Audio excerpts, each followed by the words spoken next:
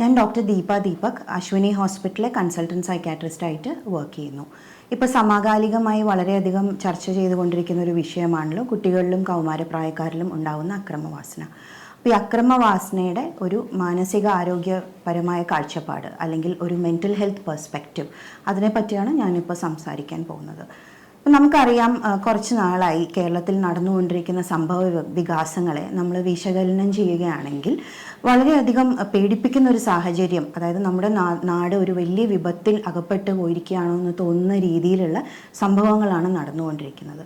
ഇപ്പോൾ ഉദാഹരണം പറയുകയാണെങ്കിൽ ഒരു അതിക്രൂരമായിട്ടുള്ള റാഗിങ്, അതിൻ്റെ ഭാഗമായിട്ടുള്ള മരണങ്ങൾ, യൂത്ത് ഫെസ്റ്റിവൽ എടുത്താലും സ്പോർട്സ് ആക്ടിവിറ്റീസ് എടുത്താലും അതിലുണ്ടാവുന്ന കയ്യാങ്കളികൾ, കുട്ടികളായാലും മാതാപിതാക്കളെ ആയുധം ഉപയോഗിച്ച് ഉണ്ടാകുന്ന ഉപദ്രവങ്ങൾ, മൊബൈൽ ഫോണിൻ്റെയും പൈസയുടെയും ഈവൻ ഇൻ്റർനെറ്റിൻ്റെയും പേരിൽ നടക്കുന്ന ക്രൈംസ്, ബുള്ളിയിങ്, സ്കൂളിലും കോളേജിലും ഉണ്ടാകുന്ന ബുള്ളിയിങ്, ലഹരി മരുന്നുകളുടെ വർദ്ധിച്ചു വരുന്ന ഉപയോഗം, ഇതൊക്കെ ഇപ്പം നമ്മുടെ നാടിനെ വളരെയധികം ബുദ്ധിമുട്ടിച്ചുകൊണ്ടിരിക്കുന്ന പ്രശ്നങ്ങളായിട്ടാണ് കണ്ടുവരുന്നത്. ഇപ്പോൾ കേരളത്തിൽ നോക്കുകയാണെങ്കിൽ ഇപ്പോൾ റീസെൻ്റ്ലി വളരെ കഴിഞ്ഞ ഒരാഴ്ചയ്ക്കുള്ളിൽ മനുഷ്യ മനസാക്ഷിയെ ഞെട്ടിക്കുന്ന പല സംഭവങ്ങളും ഉണ്ടായതായിട്ട് നമുക്കറിയാം. കുട്ടികൾ സ്കൂളിൽ ഇപ്പോൾ മൊബൈൽ ഫോൺ ഉപയോഗിക്കരുത് എന്ന് പറഞ്ഞിട്ടുള്ള ഒരു ടീച്ചറെ കൊല്ലുമെന്ന് ഭീഷണിപ്പെടുത്താൻ മുതിരുന്നു. ഇതുകൂടാതെ പലപ്പോഴും സ്വന്തം ക്ലാസ്മേറ്റിനെ കത്തി ഉപയോഗിച്ച് പരിക്കേൽപ്പിക്കുന്നു.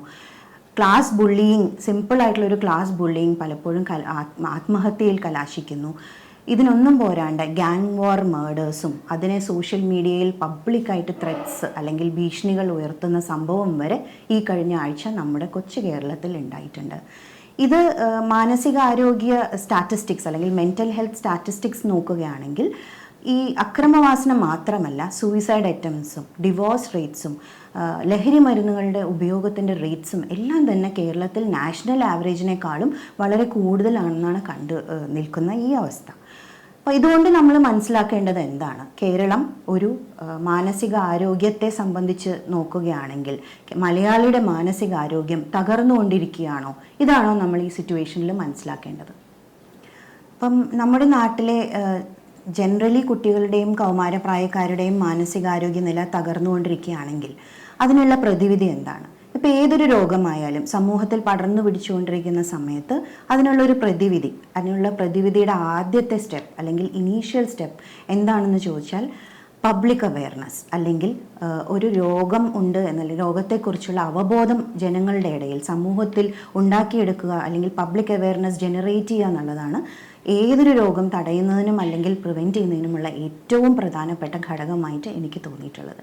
അപ്പോൾ ഇത്തരത്തിലൊരു പ്രക്രിയയിൽ അവബോധം അല്ലെങ്കിൽ ജനറലായിട്ട് പബ്ലിക്കിന് അവബോധം വർദ്ധിപ്പിക്കുന്നതിനായി നമ്മൾ ഈ രോഗം അല്ലെങ്കിൽ ഈ രോഗാവസ്ഥ അല്ലെങ്കിൽ ഈ അവസ്ഥ ഇതിനെ നമ്മൾ പരിചയപ്പെടണമല്ലോ. അപ്പോൾ പരിചയപ്പെടുമ്പോൾ ഇതിൻ്റെ രോഗനിർണയം എങ്ങനെയാണ് എന്നുള്ളതും നമ്മൾ അറിയണം. ഇപ്പോൾ ഏതൊരു രോഗത്തിൻ്റെ ആയാലും രോഗനിർണയത്തിൽ ഏറ്റവും ഇമ്പോർട്ടൻ്റ് ഒരു ഡയഗ്നോസ്റ്റിക് മെഡിക്കൽ ചെക്കപ്പ് ആണല്ലോ. അപ്പോൾ അത്തരത്തിലൊരു മെഡിക്കൽ ചെക്കപ്പിലേക്ക് കടക്കുന്നതിന് മുമ്പ് ഈ അഗ്രഷൻ്റെ മെഡിക്കൽ സയൻസ് എന്താണെന്നുള്ളത് നമ്മൾ അറിയണ്ടേ. അപ്പോൾ അതിനെപ്പറ്റി പറയുകയാണെങ്കിൽ തലച്ചോറ് അല്ലെങ്കിൽ ബ്രെയിൻ ആണല്ലോ നമ്മുടെ ചിന്തകളുടെയും പ്രവർത്തികളുടെയും ഒക്കെ കേന്ദ്രം അല്ലെങ്കിൽ സൂപ്പർ കമ്പ്യൂട്ടർ. അപ്പോൾ എങ്ങനെയാണ് അഗ്രഷനും ബ്രെയിനും റിലേറ്റഡ് ആയിട്ടിരിക്കുന്നത്? അതിനെപ്പറ്റി ചില വാക്കുകൾ പറയാം. ഇപ്പോൾ നമുക്കറിയാം, അഗ്രഷൻ അല്ലെങ്കിൽ റേജ് എന്ന് വിളിക്കുന്ന ഈ ഒരു അവസ്ഥ അല്ലെങ്കിൽ ഒരു വികാരം അത് ഉത്ഭവിക്കുന്നത് ബ്രെയിനിലെ ലിംബിക് സിസ്റ്റം നമ്മൾ പറയും, നിങ്ങൾ കേട്ട് കാണും. അപ്പോൾ ലിംബിക് സിസ്റ്റത്തിൻ്റെ ഭാഗമായിട്ടുള്ള അമിഗ്ഡലയാണ് നമ്മൾ ട്രിഗർ സെൻറ്റർ അല്ലെങ്കിൽ റേജിൻ്റെ ട്രിഗർ സെൻറ്ററായിട്ട് എടുക്കുന്നത്. ഇതിനോടനുബന്ധമായിട്ടുള്ള ഹിപ്പോ ക്യാമ്പസ്, അതായത് ഓർമ്മയുടെ കേന്ദ്രമായിട്ടുള്ള ഹിപ്പോ ക്യാമ്പസും ഹൈപ്പോതലാമസിന് മറ്റു പല ഫങ്ഷൻസും ഉണ്ടെങ്കിൽ ഈ ഒരു വിഷയത്തിൽ അറ്റാക്ക് സെൻറ്ററായിട്ടും ഹൈപ്പോതലാമസ് പ്രവർത്തിക്കുന്നു. അപ്പോൾ ഈ 3 ഘടകങ്ങളും ഉൾപ്പെട്ടിട്ടുള്ള ഒരു ന്യൂറോണൽ എഗ്രഷൻ നെറ്റ്വർക്ക് എന്ന് നമ്മൾ വിളിക്കുന്ന ഈ ഒരു നെറ്റ്വർക്കാണ് റേജ് അല്ലെങ്കിൽ അക്രമവാസനയുടെ ഉത്ഭവ കേന്ദ്രമായിട്ട് ബ്രെയിനിൽ എടുക്കുന്നത്. ഇത് കൂടാതെ തലച്ചോറിൽ വേറെ ചില കേന്ദ്രങ്ങൾ, അതായത് നമുക്ക് കോർട്ടെക്സ് അല്ലെങ്കിൽ മനുഷ്യ ബ്രെയിനിൽ വളരെയധികം ഡെവലപ്ഡ് ആയിട്ടുള്ള cortical parts of the brain എന്ന് പറയും. അവയാണ് വേണ്ട, ചെയ്യരുത്, അരുത്, ഇതെല്ലാം നമുക്കിപ്പോൾ വേണ്ടത് എന്നുള്ള രീതിയിൽ ഒരു ബ്രേക്സ് അപ്ലൈ ചെയ്യാമെന്ന് പറയില്ല, അല്ലെങ്കിൽ ഒരു വേണ്ട എന്നുള്ളൊരു മെസ്സേജ് ഈ ട്രിഗർ പോയിൻറ്റ്സിന് കൺവേ ചെയ്യുന്ന കേന്ദ്രമാണ് ഈ കോർട്ടെക്സ്. അപ്പോൾ ഈ കോർട്ടിക്കൽ പാർട്സും ലിംബിക് സിസ്റ്റവും തമ്മിലുള്ള ഒരു അസന്തുലിതാവസ്ഥ അല്ലെങ്കിൽ ഒരു ഇൻട്രാക്ഷനിലുള്ള പിഴവുകളാണ് പലപ്പോഴും അഗ്രഷനിൽ കലാശിക്കുന്നത്. ഇതിനോടൊപ്പം തന്നെ ഈ ബ്രെയിനിലുള്ള രാസവാഹകന്മാർ അല്ലെങ്കിൽ ബ്രെയിനിൻ്റെ കെമിക്കൽ മെസ്സേജിങ് സിസ്റ്റം എന്ന് നമ്മൾ വിളിക്കുന്ന രാസവാഹകന്മാർ, ഉദാഹരണത്തിന് സെറട്ടോണിൻ, ഡോപ്പമീൻ എന്നൊക്കെ നിങ്ങൾ കേട്ട് കാണും. അവയിലുള്ള വ്യതിയാനങ്ങളും ഇത്തരത്തിലുള്ള ഒരു ന്യൂറോണൽ അഗ്രഷൻ നെറ്റ്വർക്കിനെ ബാധിക്കുന്നതായിട്ടാണ് പറയുന്നത്. ഇപ്പം ഏതൊരു കാര്യവും ചർച്ച ചെയ്യുമ്പോൾ അതിനെപ്പറ്റിയുള്ള ഒരു വ്യക്തമായ ധാരണ നമുക്ക് ഉണ്ടാവണമല്ലോ. അതുകൊണ്ട് തന്നെ അഗ്രഷനെ നമ്മൾ എങ്ങനെയാണ് ഡിഫൈൻ ചെയ്യുക എന്ന് ചോദിച്ചു കഴിഞ്ഞാൽ, ബിഹേവിയറൽ ന്യൂറോ സയൻസിൻ്റെ പെർസ്പെക്റ്റീവിൽ അല്ലെങ്കിൽ അതിൻ്റെ കാഴ്ചപ്പാടിൽ കൂടെ പറയുകയാണെങ്കിൽ, അഗ്രഷൻ അഥവാ അക്രമവാസന ഒരു മനുഷ്യനെ ശാരീരികമോ മാനസികമോ ആയി മനഃപൂർവ്വമായി ഉപദ്രവിക്കാൻ ഉപയോഗിക്കുന്ന വാക്കുകളോ ഭീഷണികളോ അല്ലെങ്കിൽ പ്രവൃത്തികളോ, ഇതിനെയാണ് നമ്മൾ അഗ്രഷൻ എന്ന് വിളിക്കുന്നത്. അപ്പോൾ അഗ്രഷൻ്റെ ഡെഫിനിഷൻ അറിഞ്ഞതിന് ശേഷം എന്തൊക്കെ തരത്തിലാണ് അഗ്രഷൻ ഉണ്ടാവുക? ഒരാൾ മറ്റാളെ അടിക്കുക, ഉപദ്രവിക്കുക, വെപ്പൺസ് ഉപയോഗിക്കുക, ഇത് മാത്രമാണോ അഗ്രഷൻ? അല്ല, ഡെഫിനറ്റ്ലി അല്ല. അഗ്രഷനെ നമുക്ക് പലതായി ചിത്തിരിക്കാം. ഫിസിക്കൽ അഗ്രഷൻ അല്ലെങ്കിൽ ശാരീരികമായിട്ടുള്ള ഉപദ്രവം അതിൻ്റെ ഒരു ചെറിയ ഭാഗം മാത്രമാണ്. ഇത് കൂടാതെ വെർബൽ അഗ്രഷൻ, ഒരാളെ കരുതിക്കൂട്ടി വിഷമിപ്പിക്കാൻ ഉപയോഗിക്കുന്ന വാക്കുകൾ പോലും വെർബൽ അഗ്രഷൻ്റെ അടിയിൽ നമുക്ക് ഉപയോഗിക്കാവുന്നതാണ്. റിലേഷണൽ അഗ്രഷൻ എന്ന് പറയുന്ന ഒരു പുതിയ ഒരു വിഭാഗം ഇപ്പോൾ വളരെയധികം റെലവൻസ് കൂടിക്കൊണ്ടിരിക്കുന്ന കാര്യമാണ്. ഇതിൽ പെടുന്നത് ബുള്ളിയിങ്, മറ്റൊരാളെ കരുതിക്കൂട്ടി ഉപദ്രവിക്കാൻ ഉദ്ദേശിച്ച് ഉണ്ടാക്കുന്ന ക്യാമ്പയിൻസ് ആയാലും അതിപ്പോൾ സോഷ്യൽ മീഡിയയിലാവാം അല്ലെങ്കിൽ ക്ലാസ്സിൽ പരത്തുന്ന കിംവദന്തികളാവാം, ഇതൊക്കെ ഇതിനകത്ത് പെടുന്നു. ഇത് കൂടാതെ സോഷ്യൽ ഐസൊലേഷൻ, അതായത് ഇപ്പം നമുക്കറിയാം കുട്ടികൾക്കുള്ളൊരു പ്രവണതയാണ് ഒരാളെ ഇഷ്ടമല്ലെങ്കിൽ ക്ലാസ്സിൽ ഐസൊലേറ്റ് ചെയ്യും, അവരുടെ ഗ്രൂപ്പിൽ പങ്കുചേർക്കില്ല. ഇങ്ങനെ ഒരുപാട് കുട്ടികൾ വിഷാദ രോഗത്തിൻ്റെ അടിമകളായിട്ടും മറ്റും വരുന്നത് നമ്മൾ കാണാറുണ്ട്. കാരണം സോഷ്യൽ ഐസൊലേഷൻ ഏതൊരു മനുഷ്യനും കുറേ അധികം നാൾ സഹിക്കാൻ പറ്റാത്തൊരു കാര്യമാണ്. അപ്പോൾ ഈ റിലേഷണൽ അഗ്രഷൻ്റെ അടിയിൽ ഇതെല്ലാം വരുന്നു. ഇത് കൂടാതെ കൊവേർട്ട് അഗ്രഷൻ, ഇപ്പോൾ അടിക്കുന്നതും ഉപദ്രവിക്കുന്നതും ചീത്ത വിളിക്കുന്നതും മാത്രമല്ല, ചില സന്ദർഭത്തിൽ ചില പ്രവൃത്തികൾ അത് അഗ്രഷൻ്റെ പോയിന്റേഴ്സ് ആയിട്ട് അല്ലെങ്കിൽ അതിൻ്റെ ലക്ഷണങ്ങളായിട്ട് നമുക്ക് എടുക്കാവുന്നതാണ്. അതിൽ പെട്ടതാണ് ഈ മോഷണം അല്ലെങ്കിൽ സാബോട്ടാജ് അല്ലെങ്കിൽ അട്ടിമറി എന്നൊക്കെ പറയില്ലേ. അതായത് ബേസിക്കലി ലോ ബ്രേക്ക് ചെയ്യാൻ അല്ലെങ്കിൽ നിയമം ഭേദിക്കാനുള്ളൊരു ടെൻഡൻസിയെ നമ്മൾ ഇത്തരത്തിലൊരു കവേർട്ട് അഗ്രഷനായിട്ടും എടുക്കാറുണ്ട്. ഇനി നമുക്ക് ചിന്തിക്കാനുള്ളത് ഈ അഗ്രഷൻ അല്ലെങ്കിൽ അക്രമവാസനയുടെ കാര്യകാരണങ്ങൾ എന്തൊക്കെയാണ്, അല്ലെങ്കിൽ ഞങ്ങളുടെ ഭാഷയിൽ ഇറ്റിയോളജിക്കൽ ഫാക്ടേഴ്സ് എന്തൊക്കെയാണ്. അപ്പോൾ ആദ്യമായിട്ട് പറയാനുള്ളത് ബയോളജിക്കൽ കോസസ്, അതായത് ശരീരശാസ്ത്രപരമായ കാരണങ്ങൾ. ഉദാഹരണത്തിന് ജെനറ്റിക്സ്, ജനിതകമായിട്ടുള്ള അഗ്രഷനുള്ള ടെൻഡൻസി ചിലരിൽ കൂടുതലായിരിക്കാം. ഹോർമോൺ ചേഞ്ചസ്, എസ്പെഷ്യലി കുട്ടികളിൽ ഈ പ്യൂബേർട്ടിയിൽ ഉണ്ടാകുന്ന ഹോർമോൺ ചേഞ്ചസും ഇതിന് ഒരു കാരണമായി പറയാറുണ്ട്. ഇത് കൂടാതെ ബ്രെയിൻ റിലേറ്റഡ് ഡിസോർഡേഴ്സ് അല്ലെങ്കിൽ ന്യൂറോളജിക്കൽ ഡിസോർഡേഴ്സ്, അപസ്മാരം, ബ്രെയിൻ ഇഞ്ചുറി, ഹെഡ് ഇഞ്ചുറി, ഇതെല്ലാം തന്നെ അക്രമവാസനയ്ക്ക് ഒരു കാരണമായിട്ടാണ് നമ്മൾ പറയാറുള്ളത്. ഇപ്പോൾ ബയോളജിക്കൽ റീസൺസ് കൂടാതെ നെക്സ്റ്റ് നമുക്ക് പറയാനുള്ളത് എൻവയറമെൻ്റൽ കോസസ് എന്ന് പറയും, അതായത് പാരിസ്ഥിതികമായുള്ള ഘടകങ്ങൾ. ഇപ്പോൾ പാരിസ്ഥിതികമായ ഘടകങ്ങളെക്കുറിച്ച് പറയുമ്പോൾ വീട്ടിൽ ഒബ്വിയസ്ലി ഒരു കുട്ടിയെ സംബന്ധിച്ചോളം ഏറ്റവും ആദ്യത്തെ തുടക്കം വീട്ടിലാണല്ലോ. ഈ ഒരു വിഷയം ചർച്ച ചെയ്യുമ്പോൾ എനിക്ക് ഓർമ്മ വരുന്നത് എൻ്റെ ചൈൽഡ് സൈക്യാട്രി പ്രൊഫസർ ഞങ്ങളുടെ പഠനകാലത്ത് പറഞ്ഞിട്ടുള്ള ഒരു പ്രധാന കാര്യമാണ്. A child is A biopsy of the family. ഈ വാക്ക് വളരെയധികം റെലവൻസ് ഇപ്പോഴത്തെ സാഹചര്യത്തിൽ ഉണ്ട് എന്നാണ് എനിക്ക് തോന്നുന്നത്. അതായത് ഒരു ഫാമിലിയിൽ ഉണ്ടാവാവുന്ന എല്ലാ പ്രശ്നങ്ങളുടെയും പ്രതിഫലനം ആ കുട്ടിയിലാണ് ഉണ്ടാവുന്നത്. അതുകൊണ്ട് തന്നെ വീട്ടിനകത്ത് വയലൻസ് അല്ലെങ്കിൽ അത്തരത്തിലുള്ള അക്രമ വാസനകൾ കണ്ടുവളരുന്ന കുട്ടികൾക്ക് അക്രമ സ്വഭാവം ഉണ്ടാവാനുള്ള സാധ്യത കൂടുതലാണ്. ഉദാഹരണത്തിന് മദ്യപിച്ച് വീട്ടിൽ വന്ന അമ്മയെ ഉപദ്രവിക്കുന്ന അച്ഛനാവാം, അല്ലെങ്കിൽ ചെറിയ ചെറിയ ചെറിയ തെറ്റുകൾക്ക് പോലും കുട്ടികളെ വളരെയധികം മർദ്ദിക്കുന്ന ഒരു പ്യൂനറ്റീവ് പാരൻറ്റിങ് സ്റ്റൈലുള്ള അച്ഛനമ്മമാരാവാം. ഇതെല്ലാം തന്നെ അവരുടെ ഉള്ളിൽ ഇത്തരത്തിലൊരു ടെൻഡൻസി വളർത്തിയെടുക്കാൻ ഒരു കാരണമാവുന്നു എന്ന് വേണം നമുക്ക് പറയാനായിട്ട്. ഇത് കൂടാതെ ഇൻകൺസിസ്റ്റൻറ്റ് പാരൻറ്റിങ് സ്റ്റൈൽസ് എന്ന് പറയും. അതായത് ഇപ്പം നമ്മൾ കുട്ടികളെ ഉപദേശിക്കും, അവർക്ക് നല്ല വഴിയെല്ലാം നിശ്ചയിക്കും, അങ്ങനെ ചെയ്യരുത് ഇങ്ങനെ ചെയ്യരുത് ഇതൊക്കെ പറഞ്ഞു കൊടുക്കുമെങ്കിലും പുറത്തിറങ്ങുമ്പോൾ ആസ് സച്ച് ഈ മുതിർന്നവർ തന്നെ അനാവശ്യ കാര്യങ്ങൾക്ക് മറ്റുള്ളവരെ ചീത്ത വിളിക്കുകയും പറ്റിക്കുകയും ആക്രമിക്കുകയും ഒക്കെ ചെയ്യുന്നതാണ് ഈ കുട്ടികൾ കാണുന്നത്. അപ്പം ഇത്തരത്തിലൊരു ഇൻകൺസിസ്റ്റൻസി ഒരു വളർന്നു വരുന്ന കുട്ടിയുടെ തലച്ചോറിനെ പ്രതികൂലമായിട്ടാണ് ബാധിക്കുക. ഇത് കൂടാതെ പിയർ പ്രഷർ എന്ന് പറയും, അതായത് സമപ്രായക്കാരുടെ സമ്മർദ്ദം. ഇതിപ്പോൾ വലിയൊരു പ്രശ്നമായിട്ടാണ് കണ്ടുവരുന്നത്. ഒരു കുട്ടി അവനവൻ്റെ പിയർ ഗ്രൂപ്പിൽ ആക്സെപ്റ്റഡ് ആവാൻ വേണ്ടി മാത്രം, അതായത് ആ ഗ്രൂപ്പിൽ ആളാവാൻ വേണ്ടിയോ ആ ഗ്രൂപ്പിൽ ആക്സെപ്റ്റൻസ് കിട്ടാനും വേണ്ടിയാണ് പലപ്പോഴും പല അക്രമ സംഭവങ്ങളിലും പങ്കുചേരുന്നത്. അപ്പോൾ പിയർ പ്രഷറിന് വളരെയധികം ഇമ്പോർട്ടൻസ് ഇപ്പോൾ ഉള്ളതായിട്ട് വേണം പറയാനായിട്ട്. ഇനി ഒരു പാരിസ്ഥിതിക കാര്യത്തെ പറ്റി പറയുകയാണെങ്കിൽ അതിപ്പോൾ വളരെയധികം ചർച്ച ചെയ്യപ്പെടുന്ന ഒരു കാര്യമാണ് influence of social media, internet, media, cinema etcetera. അപ്പോൾ ഇതിലൊക്കെ പണ്ടത്തെ അപേക്ഷിച്ച് ഒരു ഫിംഗർ ടിപ്പിൻ്റെ അറ്റത്ത് തന്നെ നമുക്ക് ലോകത്ത് എവിടെ വേണമെങ്കിലും നടക്കുന്ന അക്രമ സംഭവങ്ങളായാലും എന്തു തന്നെ ആയാലും അതിൻ്റെ റൂട്ട് മാപ്പും അതിൽ നടന്നുകൊണ്ടിരിക്കുന്ന സംഭവങ്ങളും എല്ലാം തന്നെ നമുക്ക് കിട്ടുകയാണ്. അപ്പോൾ പലപ്പോഴും പല ക്രൈംസിൻ്റെയും വളരെ ഗ്രൂസമായിട്ടുള്ള ഡീറ്റെയിൽസ് വരെ നമുക്ക് പത്രത്തിലും വീഡിയോസിലും ന്യൂസിലും ഒക്കെ കാണാൻ കഴിയുന്നു. അപ്പോൾ ഇതൊക്കെ തന്നെ നമ്മളെ കുട്ടികളുടെ വളരുന്ന തലച്ചോറിനെ ബാധിക്കാൻ വളരെയധികം സാധ്യതയുണ്ട്. ഇനി നമുക്ക് പറയാനുള്ളത് അക്രമവാസനയുടെ മനഃശാസ്ത്രപരമായിട്ടുള്ള കാരണങ്ങൾ എന്തൊക്കെയാണെന്നാണ്. ഇതിൽ ചിലത് വളരെ പ്രധാനമായിട്ടുള്ള ചിലത് മാത്രം ഞാൻ പറയാം. ഇമോഷണൽ ഡിസ്റെഗുലേഷൻ അല്ലെങ്കിൽ വൈകാരികമായ ക്രമക്കേടുകൾ പല വ്യക്തികളിലും ഉണ്ടാവാം. അത് പല രോഗങ്ങളുടെയും ലക്ഷണമാവാം, ചില അവസ്ഥകളുടെ ഭാഗമാകാം. ഇതെല്ലാം തന്നെ അക്രമവാസനയ്ക്ക് പിന്നീട് ഒരു കാരണമായിട്ട് മാറാറുണ്ട്.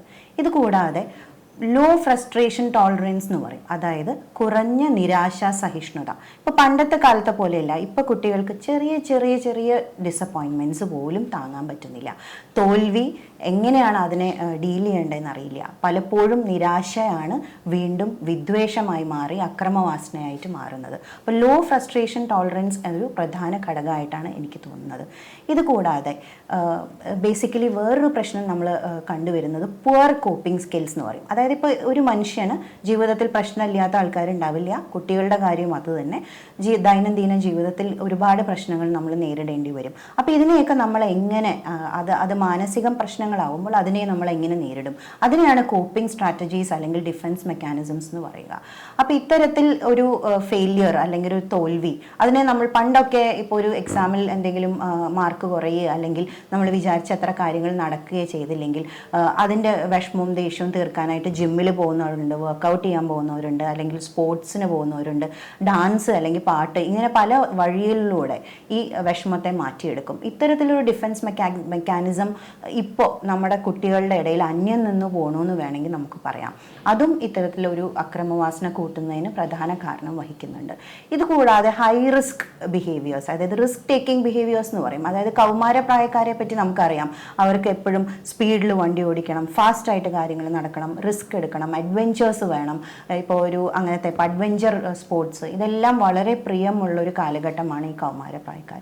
അപ്പോൾ ഇത്തരത്തിലൊരു അഡ്രിനാലിൻ റഷിന് വേണ്ടിയാണ് പലപ്പോഴും, അല്ലെങ്കിൽ ഒരു മാച്ചോ ഇമേജ്, അല്ലെങ്കിൽ ഒരു ആണായി അല്ലെങ്കിൽ ഒരു വലിയ ജെൻഡർ ബയസോടെ പറയുക, അല്ലെങ്കിലും ഒരു വലിപ്പമുണ്ട് എനിക്ക് എന്ന് കാണിച്ചു കൂട്ടാൻ വേണ്ടി ചെയ്തു കൂട്ടുന്ന പല പ്രശ്നങ്ങളും ഇത്തരത്തിലുള്ള ഹൈ റിസ്ക് ബിഹേവിയേഴ്സും പിന്നീട് നമ്മുടെ കുട്ടികളുടെ ഇടയിൽ അക്രമവാസന കൂട്ടാനും കാരണഹേതുക്കളായി മാറുന്നുണ്ട്. ഇത് കൂടാതെ വളരെ പ്രധാനപ്പെട്ട ഇപ്പോൾ സമൂഹത്തിൽ മൂല്യച്യുതിക്ക് പ്രധാന ഒരു കാരണമായിട്ടുള്ള ഒരു അവസ്ഥ എനിക്ക് തോന്നുന്നത് ഇമ്മീഡിയറ്റ് ഗ്രാറ്റിഫിക്കേഷൻ എന്ന് പറയും. അതായത് ഒരു ഇൻവെസ്റ്റ്മെൻറ്റ് അല്ലെങ്കിൽ നമ്മളൊരു ജോലി അല്ലെങ്കിൽ ഒരു കാര്യം ചെയ്തിട്ട് അതിന് ഇമ്മീഡിയറ്റ്ലി അപ്പം തന്നെ റിസൾട്ട്സ് കിട്ടാനുള്ള ഒരു ത്വര, ആ ഒരു അവസ്ഥ, അതായത് ഇപ്പോൾ നമ്മൾ ഒരു ചെറിയ എഫേർട്ട് ഇട്ടാൽ ഇപ്പോൾ തന്നെ നമുക്ക് അതിനുള്ള റിവാർഡ് കിട്ടണം. അപ്പോൾ അങ്ങനത്തെ ഒരു ത്വര കുട്ടികളുടെ ഇടയിൽ വളരെ കൂടി വരുന്നതായിട്ട് തോന്നുന്നു. അപ്പോൾ ഒരു ചെടി സീഡ് നട്ട് അല്ലെങ്കിൽ ഒരു വിത്ത് പാകി അത് വളർന്ന് ഫ്രൂട്ടാവാൻ വെയിറ്റ് ചെയ്യാനുള്ളൊരു ക്ഷമയില്ലാതെ ആ ക്ഷമയുള്ള ഒരു കർഷകൻ, ആ ഒരു കർഷകൻ്റെ ഒരു മാനസികാവസ്ഥ നമുക്കറിയാം. അതിനെയാണ് നമ്മൾ ഡിലേയിങ് ഗ്രാറ്റിഫിക്കേഷൻ എന്ന് പറയാം. അതായത് ഇപ്പോൾ പണ്ട് കാലത്തൊക്കെ നമുക്കറിയാം, കുട്ടികൾ ചില്ലറ പൈസ പിഗ്ഗി ബാങ്കിലിട്ട് ഓണത്തിന് വിഷു കിട്ടുന്ന പോക്കറ്റ് മണി കൂട്ടി വെച്ച് അവരെ പലരും അതിനൊരു ആ കാലഘട്ടം കഴിഞ്ഞിട്ടാണ് വാങ്ങിയിരുന്നത്. ഇത് കൂടാതെ ഇപ്പോൾ ഒരു വീട്ടിൽ എല്ലാ ജോലിയും ചെയ്യുകയാണെങ്കിൽ ഇന്ന് അച്ഛനമ്മമാരുടെ അടുത്ത് പോയിട്ട് ഒരു മിഠായി തരൂ എന്ന് ചോദിക്കുന്ന ഇങ്ങനത്തെ ഒരു ഡിലേഡ് ഗ്രാറ്റിഫിക്കേഷൻ ഇപ്പോൾ ഒട്ടും സാധ്യതയില്ലാത്ത ഒരു സമൂഹമായിട്ടാണ് നമ്മൾ മാറിക്കൊണ്ടിരിക്കുന്നത്. അത് സമൂഹത്തിൻ്റെ മൊത്തം മൂല്യച്യുതി, അത് fast results at any cost, എന്ത് ചെയ്തിട്ടായാലും നമ്മൾക്ക് ജയിച്ചാൽ മാത്രം മതി എന്നുള്ളൊരു മാനസികാവസ്ഥ കുട്ടികളിലും പകർന്നു വരുന്നതായിട്ട് കാണുന്നു. ഇപ്പം നമുക്കറിയാം മാനസിക രോഗങ്ങളിൽ പലതും, അതായത് മുതിർന്നവരിൽ ഉണ്ടാകുന്ന മാനസിക രോഗങ്ങളിൽ 50%ഉം 15 വയസ്സിന് താഴെയാണ് ഉണ്ടാകുന്നതെന്നാണ് ശരാശരി കണക്കുകൾ കാണിക്കുന്നത്. അപ്പോൾ അത്തരത്തിൽ നോക്കുമ്പോൾ ചെറിയ കുട്ടികളിൽ ഉണ്ടാകുന്ന മാനസിക പ്രശ്നങ്ങളെ നമ്മൾ നേരത്തെ കണ്ടുപിടിക്കുകയും ക്യാച്ച് ദം യങ്, അത് നേരത്തെ കണ്ടുപിടിക്കുകയും ചികിത്സിക്കുകയും ചെയ്യുന്ന ഈ പ്രക്രിയ, അതിനെയാണ് ഏർലി ഇൻ്റർവെൻഷൻ അല്ലെങ്കിൽ ക്യാച്ച് ദം യങ് എന്നൊക്കെ പല ക്യാമ്പയിൻസിലും പറയുന്നത്. അപ്പോൾ ആ തരത്തിൽ നോക്കുകയാണെങ്കിൽ മാനസിക രോഗങ്ങളിൽ ചിലത് അക്രമവാസന ഉണ്ടാക്കാൻ കാരണമാകുന്നു. ബിഹേവിയറൽ ഡിസോർഡേഴ്സ്, അതായത് പെരുമാറ്റ വൈകല്യങ്ങൾ, ഉദാഹരണത്തിന് oppositional define disorder, conduct disorder എന്നീ പെരുമാറ്റ വൈകല്യങ്ങളുള്ള കുട്ടികളിൽ അക്രമവാസന കൂടുതലായിട്ട് നമ്മൾ കാണാറുണ്ട്. പിന്നെ ഒരു ന്യൂറോ ഡെവലപ്മെൻറ്റൽ അവസ്ഥയാണ് ADHD, അറ്റൻഷൻ ഡെഫിസിറ്റ് ഹൈപ്പർ ആക്ടിവിറ്റി ഡിസോർഡർ എന്ന് പറയും. അത് ചില കുട്ടികൾ നമുക്കറിയാം പിരിവിരിപ്പ് കൂടുതലുള്ളവരായിരിക്കും, ശ്രദ്ധക്കുറവുണ്ടാവും, അവർക്ക് എടുത്തുചാട്ടം ഉണ്ടാവും. അപ്പോൾ ഈ ട്രയേഡ് ഓഫ് സിംറ്റംസിനെയാണ് അറ്റൻഷൻ ഡെഫിസിറ്റ് ഹൈപ്പർ ആക്ടിവിറ്റി ഡിസോർഡർ എന്ന് പറയും. ഇത്തരത്തിലുള്ള കുട്ടികളിൽ ഹൈ റിസ്ക് ടേക്കിംഗ് ബിഹേവിയേഴ്സും ക്ഷമയില്ലായ്മയും അക്രമവാസനയും ലഹരി മരുന്നുകളുടെ ഉപയോഗവും എല്ലാം കൂടുതലായിട്ട് കാണുന്നു. അപ്പോൾ ഇവ നമ്മൾ നേരത്തെ ഐഡൻറ്റിഫൈ ചെയ്യുകയാണെങ്കിൽ, ഇത് ഐഡൻറ്റിഫൈ ചെയ്ത് ചികിത്സിക്കുകയാണെങ്കിൽ ഈ ഒരു അക്രമവാസന ഡെവലപ്പ് ചെയ്യുന്നത് പലപ്പോഴും തടയാൻ പറ്റും. ഇത് കൂടാതെ ലഹരി മരുന്നുകളുടെ ഉപയോഗം ഇപ്പോൾ വളരെ സമൂഹത്തിൽ റാമ്പൻറ്റ്, വളരെയധികം കൂടിക്കൊണ്ടിരിക്കുകയാണ്. ഒരു ദിവസം പോലും ഇല്ല പത്രത്തിൽ ഒരു എന്തെങ്കിലും ഒരു ലഹരി മരുന്ന് കണ്ടുപിടിക്കപ്പെട്ടു എന്ന് ഒരു റിപ്പോർട്ടില്ലാതെ. അപ്പോൾ ലഹരി മരുന്നുകളുടെ സിസ്റ്റംസ്, അതായത് അത് ഫ്ലോ സിസ്റ്റംസ് കൺട്രോൾ ചെയ്യുകയും കുട്ടികളെ കൂടുതൽ ലഹരി മരുന്നുകളെ പറ്റിയുള്ള അവബോധം കുട്ടികളിൽ വർദ്ധിപ്പിക്കുകയും ഒക്കെ ചെയ്താൽ മാത്രമേ നമുക്ക് ഈ ഒരു ലഹരി മരുന്ന് കൊണ്ടുള്ള അക്രമവാസന കുറയ്ക്കാൻ പറ്റുള്ളൂ. ഇത് കൂടാതെ ജനറൽ മാനസിക രോഗങ്ങളായ മാനസിക വിഭ്രാന്തി, മൂഡ് ഡിസോർഡേഴ്സ്, ഇപ്പോൾ ഉദാഹരണത്തിന് വിഷാദം, ഇങ്ങനത്തെ അവസ്ഥകളിലും ചിലപ്പോൾ നമുക്ക് അക്രമവാസന കൂടുതലായിട്ട് കാണാറുണ്ട്. ഇപ്പം നമുക്കറിയാം അക്രമവാസനയുടെ ചില ലക്ഷണങ്ങൾ അല്ലെങ്കിൽ അതിൻ്റെ ചെറിയ സ്ക്രീൻഷോട്ട്സ് പല സ്ഥലങ്ങളിലും കാണുമ്പോൾ ഇതെങ്ങനെ നമ്മൾ കണ്ടുപിടിക്കും, ഇതെങ്ങനെയാണ് ഐഡൻറ്റിഫൈ ചെയ്യുക എന്ന് ജനറൽ സമൂഹം അറിഞ്ഞാൽ മാത്രമല്ലേ നമുക്കിത് നേരത്തെ കണ്ടുപിടിക്കാൻ പറ്റുകയുള്ളൂ. ഒരു സ്ക്രീനിങ് പ്രോസസ്സ് എന്നാണ് നമ്മൾ ഇതിനെ വിളിക്കുന്നത്. ഈ സ്ക്രീനിങ് പ്രോസസ്സിൽ ഉൾപ്പെട്ടിട്ടുള്ള ടീം അതാരൊക്കെയാണ്? ഒബ്വിയസ്ലി ഞാൻ നേരത്തെ പറഞ്ഞതുപോലെ ഫാമിലിയിൽ നിന്ന് തുടങ്ങുന്നത് കൊണ്ട് തന്നെ പേരൻസ് ആണ് ഈ ടീമിൽ ഉൾപ്പെടുന്ന ഏറ്റവും പ്രധാന കണ്ണികൾ. ഇതുകൂടാതെ കുട്ടിയെ സമൂഹമായിട്ട് ബന്ധിപ്പിക്കുന്ന ഏറ്റവും വലിയ കണ്ണികളിലൊന്നാണ് ടീച്ചേഴ്സ്. അപ്പോൾ പേരൻസ്, ടീച്ചേഴ്സ്, സഹപാഠികൾ, പിന്നെ സോഷ്യൽ റെസ്പോൺസിബിലിറ്റി ഉള്ള ചില ജോലികൾ, ഉദാഹരണത്തിന് പോലീസ് ഓഫീസേഴ്സ്, എക്സൈസ് ഓഫീസേഴ്സ്, നിയമത്തിൻ്റെ വഴികളിലൂടെ സഞ്ചരിക്കുന്നവർ, ഇതുകൂടാതെ doctors, nurses, psychologist, social workers, ASHA workers, ഇവർക്ക് എല്ലാവർക്കും തന്നെ ഇത്തരത്തിലൊരു സ്ക്രീനിങ് പ്രക്രിയയിൽ പങ്കുചേരാനാവും. അപ്പോൾ സ്ക്രീൻ ചെയ്യുമ്പോൾ ചില റെഡ് ഫ്ലാഗ്സ് എന്ന് പറയില്ല, അതായത് ചില അപായ സൂചനകൾ, ചില പെരുമാറ്റങ്ങൾ കാണുമ്പോൾ ഉണ്ടാവാം. ആ അപായ സൂചനകൾ എന്തൊക്കെയാണെന്ന് നോക്കാം നമുക്ക്. അനിയന്ത്രിതമായിട്ടുള്ള ദേഷ്യം, അതിതീവ്രമായിട്ടുള്ള ഇറിറ്റബിലിറ്റി അല്ലെങ്കിൽ പെട്ടെന്നുള്ള മൂഡ് സ്വിങ്സ്, പെട്ടെന്ന് ചെറിയ ചെറിയ കാര്യങ്ങൾക്ക് ഫ്രസ്ട്രേറ്റഡ് ആവുക, ബുള്ളിയിങ്, ഭീഷണി, ഇതെല്ലാം തന്നെ അക്രമവാസനയുടെ മുളനാമ്പുകളാവാം. ഇതുകൂടാതെ ചില കുട്ടികൾ മൃഗങ്ങളോട് വളരെയധികം ഉപദ്രവ ബുദ്ധി കാണിക്കുന്നത് നമുക്ക് കാണാം. ക്രുവാലിറ്റി ടു ആനിമൽസ്, വെപ്പൺസ് അല്ലെങ്കിൽ ആയുധങ്ങൾ കൈവശം വയ്ക്കുന്നു, പൊതുമുതൽ നശിപ്പിക്കുന്നു. ഇതെല്ലാം തന്നെ ഇത്തരത്തിലൊരു അക്രമവാസനയുടെ നാമ്പ് ഉള്ളിലുള്ളത് കൊണ്ടായിരിക്കാം. ഇത് കൂടാതെ ഇപ്പോൾ പുതിയ ട്രെൻഡ് അനുസരിച്ചിട്ട് സോഷ്യൽ മീഡിയ വരെ പരിശോധിക്കേണ്ട അവസ്ഥയാണ് നമുക്ക്. പല കുട്ടികളും അവരുടെ മാനസികാവസ്ഥ സ്റ്റേറ്റസ് ആയിട്ട് അപ്ഡേറ്റ് ചെയ്യുന്നു അല്ലെങ്കിൽ ഇൻസ്റ്റാഗ്രാമിൽ പോസ്റ്റ് ചെയ്യുന്നു. അങ്ങനെയാണ് പലപ്പോഴും ഇപ്പോൾ ആത്മഹത്യാ പ്രവണതയായാലും മറ്റൊരാളോടുള്ള വിദ്വേഷമായാലും നമുക്ക് കണ്ടുപിടിക്കാൻ പറ്റുള്ളൂ. അപ്പോൾ സ്ക്രീൻ ചെയ്യുമ്പോൾ സോഷ്യൽ മീഡിയ ഹാൻഡിൽസും കൂടി സ്ക്രീൻ ചെയ്യേണ്ടത് വളരെ അനിവാര്യമായിട്ടാണ് എനിക്ക് തോന്നുന്നത്. അപ്പം നേരത്തെ പറഞ്ഞ അക്രമവാസന ഉണ്ടായേക്കാവുന്ന എന്തെങ്കിലും മാനസിക പ്രശ്നങ്ങളുണ്ടെങ്കിൽ വളരെ നേരത്തെ ചികിത്സ സ്വീകരിക്കുക എന്നുള്ളതാണ് നമുക്ക് സമൂഹത്തിൽ ഉത്തരവാദിത്തപ്പെട്ട പൗരന്മാർ എന്നുള്ള രീതിയിൽ ചെയ്യാനുള്ളത്. അപ്പോൾ അതിന് ഒരു ട്രീറ്റ്മെൻറ്റ് ചികിത്സയ്ക്ക് ചെല്ലുമ്പോൾ ബേസിക്കലി ഒരു വളരെ സേഫ് ആയിട്ടുള്ള ഒരു ചികിത്സാ രീതി അല്ലെങ്കിൽ ഒരു ഇവാലുവേഷൻ രീതിയാണ് ഈ മാനസികാരോഗ്യ രംഗത്തുള്ളത് എന്നുള്ളത് സമൂഹത്തിനും കൂടെ ബോധ്യം വേണം. അപ്പോൾ വളരെ ഫലപ്രദവും സേഫായിട്ടുള്ള മരുന്നുകൾ കുട്ടികളിൽ കൊടുക്കാവുന്ന അപ്രൂവ്ഡ് ആയിട്ടുള്ള മരുന്നുകൾ അവൈലബിൾ ആണ്. ഇത് കൂടാതെ കൗൺസിലിങ്ങും മറ്റ് ട്രീറ്റ്മെൻറ്റ് സപ്പോർട്ടും എല്ലാം തന്നെ ഈ ചികിത്സയുടെ ഭാഗമായിട്ട് ഉണ്ടാവാം. അപ്പോൾ ചികിത്സയ്ക്ക് ആക്ച്വലി ഏറ്റവും വലിയ തടസ്സമായിട്ട് നിൽക്കുന്നത് ഒരു മുദ്ര കുത്തപ്പെടുമോ അല്ലെങ്കിൽ സ്റ്റിഗ്മാറ്റൈസ്ഡ് ആവുമോ എന്നുള്ളൊരു പേടിയാണ്. അത് ഒരു സമൂഹത്തിന് ഗ്രാജുവലി അവബോധ പ്രവൃത്തികളിലൂടെയും അവയർനെസ് പ്രോഗ്രാമിലൂടെയും മാത്രമേ നമുക്ക് മാറ്റിയെടുക്കാൻ പറ്റുകയുള്ളൂ. ഇതിൽ അടുത്ത ഘട്ടം എന്ന് പറയുകയാണെന്ന് വെച്ചാൽ നമുക്ക് എങ്ങനെയാണ് ഏതൊരു രോഗം സമൂഹത്തിലുണ്ടെങ്കിലും അതിനെ എങ്ങനെ നമ്മൾ തടയും അല്ലെങ്കിൽ പ്രിവെൻറ്റ് ചെയ്യും എന്നുള്ളതാണല്ലോ ഏറ്റവും പ്രധാന കാര്യം. അപ്പോൾ പ്രിവെൻഷനിൽ നമുക്ക് പ്രധാന കണ്ണികളായിട്ട് എനിക്ക് തോന്നിയിട്ടുള്ളത് വീട്ടിൽ നിന്ന് തന്നെയാണ് തുടങ്ങേണ്ടത്. അപ്പോൾ വീട്ടിൽ നിന്ന് തുടങ്ങുമ്പോൾ പേരൻസും കുട്ടികളും തമ്മിലുള്ള റിലേഷൻഷിപ്പിൽ ഉണ്ടാകുന്ന മൂല്യച്യുതി, അതും ഇത്തരത്തിലൊരു സാമൂഹിക പ്രശ്നം ഉണ്ടാക്കുന്നതായിട്ടാണ് കാണുന്നത്. പേരൻസിന് തിരക്കാണ്, കുട്ടികൾക്ക് അതിനേക്കാളും തിരക്കാണ്, അവർ പലരും അങ്ങോട്ടും ഇങ്ങോട്ടും കാണുന്നു പോലുമില്ല. മിക്ക വീടുകളിലും ലോഡ്ജിങ് സൗകര്യം പോലെയാണ് ഇപ്പോൾ നടക്കുന്നത്. ഭക്ഷണം കഴിക്കുന്നു, അവരവരുടെ മുറിയിലേക്ക് ഒരു മാളത്തിലേക്ക് ഓടിപ്പോകുന്നത് പോലെ ഓടിപ്പോകുന്നു, പലരും വീട്ടിൽ അങ്ങോട്ടും ഇങ്ങോട്ടും സംസാരിക്കുന്ന പോലുമില്ല. അപ്പോൾ ഈ ഒരു പ്രവണത, അതായത് ഒരു ന്യൂക്ലിയർ ഫാമിലിയിൽ നിന്ന് നമ്മൾ വീണ്ടും വീണ്ടും ചുരുങ്ങി ഒരു റൂമിനകത്തേക്ക് റെസ്ട്രിക്റ്റഡ് ആയി പോവുകയാണ് പല ഇൻഡിവിജ്വൽസും. അപ്പോൾ മാസങ്ങളോളം ദിവസങ്ങളോളം ആരോടും വീട്ടുകാരോടും ഒന്നും സംസാരിക്കാത്ത കുട്ടികൾ വരെ നമ്മുടെ ഇടയിലുണ്ട്. അപ്പോൾ ഇത്തരത്തിലൊരു പ്രവണത മാറ്റിയെടുക്കാനായിട്ട് പോസിറ്റീവ് പാരൻറ്റിങ് ടെക്നിക്സ് നമ്മൾ മിക്കവരെയും പഠിപ്പിക്കുകയാണ് വേണ്ടത്. അതിൻ്റെ ഭാഗമായിട്ട് എങ്ങനെ കുട്ടികളോട് അറ്റ്ലീസ്റ്റ് ദിവസത്തിൽ ഒരു 5-10 മിനിറ്റെങ്കിലും കുട്ടിയുടെ അന്ന് നടന്ന സംഭവങ്ങളെ പറ്റി നമ്മൾ സംസാരിക്കണം. എന്തൊക്കെ ഉണ്ടായി, സ്കൂളിൽ എന്താ ഉണ്ടായി, എന്തെങ്കിലും പ്രശ്നങ്ങളുണ്ടോ, ആയു ഓക്കെ, നമ്മൾ ഓക്കെ ആണോ, ഹൗ ഈസ് യുവർ ഡേ, എങ്ങനെയാണ് നിൻ്റെ ഇന്നത്തെ ദിവസം, ഇത്തരത്തിലുള്ള ഒരു 2-3 ചോദ്യങ്ങളിലൂടെ തന്നെ ആ ഐസ് ബ്രേക്ക് ചെയ്യാൻ പറ്റുമെന്നാണ് എനിക്ക് തോന്നണേ.